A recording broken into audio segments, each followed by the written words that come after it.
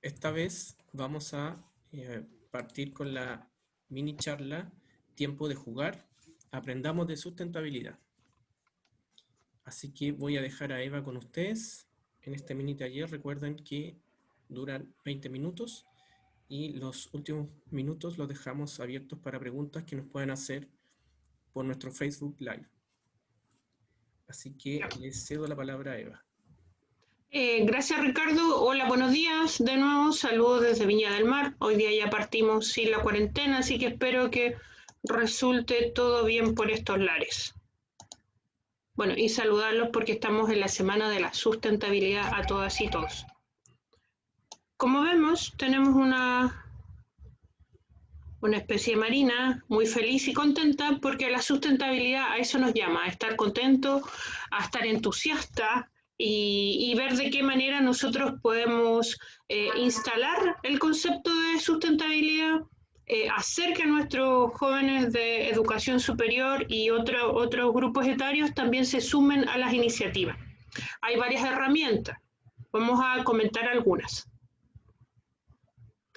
Cuando uno habla de jugar, uno piensa en alegría, en entretenerse, en divertirse y de paso desarrollar habilidades, capacidades y destreza. En este caso puede ir desde los videojuegos a juegos de mesa, a hacer un deporte, ronda, etc. Por lo tanto, todo juego conlleva una componente de entretención, de diversión, de alegrarse y de hacer las cosas con gusto.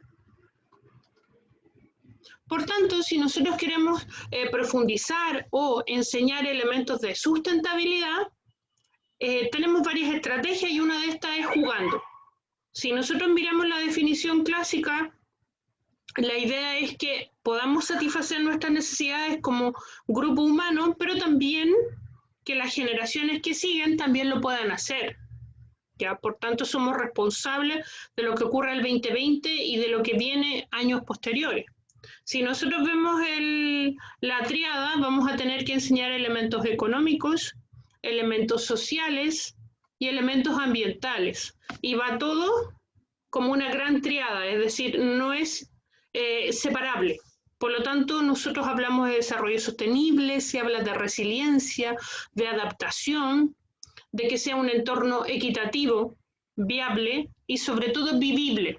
Eso es lo relevante, el vivible. Nosotros estamos viviendo acá. Ahora, si nos emocionamos, yo soy del área de la ingeniería, si nos emocionamos, nosotros somos capaces de internalizar elementos, ya sea sentimientos de alegría, de entusiasmo, de gana, pero por otro lado, si nosotros vemos imágenes que nos conmueven, que nos entristecen, ya sea un recuerdo, una idea o una acción o un hecho, hace que nosotros tomemos conciencia y seamos partícipes del desarrollo y por otro lado seamos parte de la solución, ya que somos también parte del problema. Por tanto, un elemento clave es el entusiasmo, no solo el entusiasmo de quienes van a recibir lo que nosotros estamos entregando, sino que el entusiasmo y el carisma de quien transmite eso. Es decir, ¿cómo yo voy a transmitir algo si no estoy convencida? Es decir, todo juego, toda dinámica tiene un propósito, es decir, un para qué. ¿Para qué estoy haciendo esto? ¿Por qué elegí este tema para compartir hoy con ustedes? Es decir, hay una misión de entregar herramientas para que podamos salir de nuestra zona de confort y efectivamente hacer de la sustentabilidad parte de nuestro ser. Por tanto, nosotros tenemos que lograr resultados de aprendizaje en nuestros estudiantes y en este caso va de la mano por lo que nosotros, ¿en qué somos buenos? En aspectos técnicos, en aspectos emotivos, en amar lo que estamos haciendo y en hacerlo con entusiasmo, con pasión, con ganas. ¿Ya? No hay nada más tedioso que tratar de transmitir algo que yo estoy haciendo a la fuerza. Y una de esas opciones de hacer las cosas con ganas, con chispa o chispeza, como dicen algunos, son las herramientas de gamificación. Hay varias plataformas desde las tradicionales como Mentimeter, Kahoot, Educaplay, pero también vamos a ver que nosotros podemos generar nuestro propio juego. Obviamente esto demanda mucho tiempo para quien está preparando, pero es un proceso de retroalimentación muy activo y que ayuda. Ese es el propósito, que nuestros jóvenes aprendan, entiendan y se hagan cargo. Por ejemplo, días atrás tuve, a raíz del proyecto Ecoduca, conversando con jóvenes, donde yo les preguntaba un elemento normal, que en teoría debería estar internalizado en todos, en el concepto de compostaje, que es aprovechar nuestros desechos. Y gran parte de ellos no sabía, por eso la letra, las palabras en más grande es que hubo más gente. Por lo tanto, esto ya me da pie para profundizar un elemento. Y la gracia es que, por ejemplo, todas estas opciones de Kahoot, Mentimeter o Educaplay, podemos usar nuestro aparatito, que a la larga se ha convertido casi en un elemento familiar. Entonces la idea es que podamos usar las distintas herramientas. Por otro lado, cuando yo les preguntaba a los mismos jóvenes, daño ambiental, ¿qué representa? La mayoría de ellos entendía que el daño ambiental eran los plásticos en el mar, pero había otro que lo asociaba a basuras en quebrada o al agua sucia, ¿ya? Pero por ejemplo acá yo dirigidamente puse malos olores. Y eso no necesariamente en este grupo, que eran 29 personas, fue considerado como daño ambiental. Por lo tanto, esta herramienta nos sirve para que nosotros vayamos sondeando. Por otro lado, una pregunta muy simple que preguntaba yo acá en la región de Valparaíso, de las especies que estaban ahí, ¿cuál era una especie nativa, propia? Y lógicamente era el quillay, pero no todos la pusieron ni respondieron correctamente. Y eso no porque sea una tontera, sino que tenemos ahí un nicho que abordar, porque por lo general en nuestras casas, en nuestros jardines, no tenemos especies nativas. Y por eso los niños no tienen cómo saber, niños y niñas, de que tenemos especies que tienen otro servicio ecosistémico, que no solo son ornamentales ni para la espiritualidad, sino que tienen elementos medicinales, también sirven para alimentación, etc.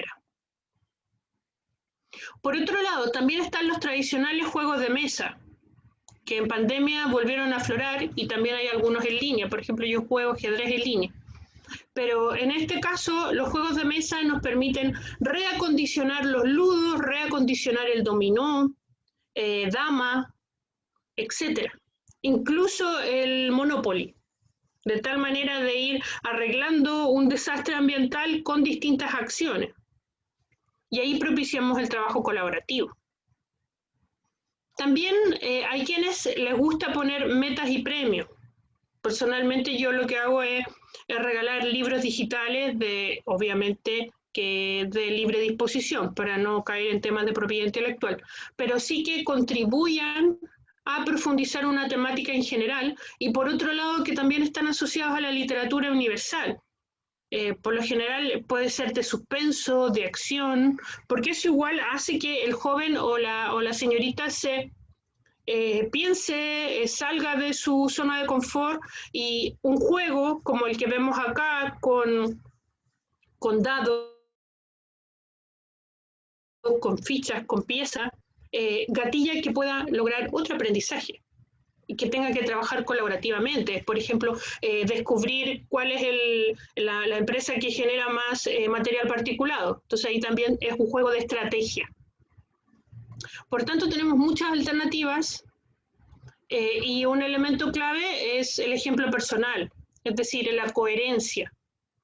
Es decir, entre el hacer, lo que yo estoy haciendo, lo que le estoy transmitiendo a los jóvenes, debe estar en sintonía con lo que yo siento internamente y con lo que digo.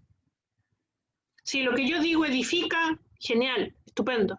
Pero si lo que yo digo critica, hunde, apesta, huele mal, o sea, no, o sea, ¿cómo voy a lograr que se entusiasmen en la temática si no estoy siendo coherente? Ya. Tampoco pretendo dar lecciones de vida y cada uno va aprendiendo, pero llevo más de 20 años en esto, por tanto, algo de experiencia tengo. Por otro lado, en ingeniería hay que meterle cálculo, hay que meterle número. Y a mí me da picazón cuando solo hablo y sin acotarlo a una situación. Y los cálculos también ayudan a jugar, es decir, el otro día con los chicos de primer año veíamos el tema de las mascarillas, de los guantes, el uso de alcohol gel, el uso de cloro, y veíamos y hacíamos la estimación en sus grupos familiares y después los replicábamos a toda la universidad y eran cifras exorbitantes. Y de alguna manera ayudaba a decir, ah, voy a optar por mascarilla lavable, ya, genial, bien. O a pesar de que el plástico ahora volvió en gloria y majestad por la pandemia, pero puedo reutilizar, lavar, limpiar. Por tanto, la matemática nos ayuda y nos abre un abanico de opciones. Y lo mismo la otra ciencia, ¿ya? No todo es enseñar una demostración, sino que cómo lo aplico, para qué me sirve, por qué tengo que comprender el daño que están ocasionando los plásticos, por qué hay otros elementos, ¿ya? Entonces, ¿tenemos resultados domiciliarios? Sí. Algunos ejemplos, como el que tenemos acá, que logramos que los jóvenes instalen sus propios huertos, reciclen y reutilicen lo máximo posible.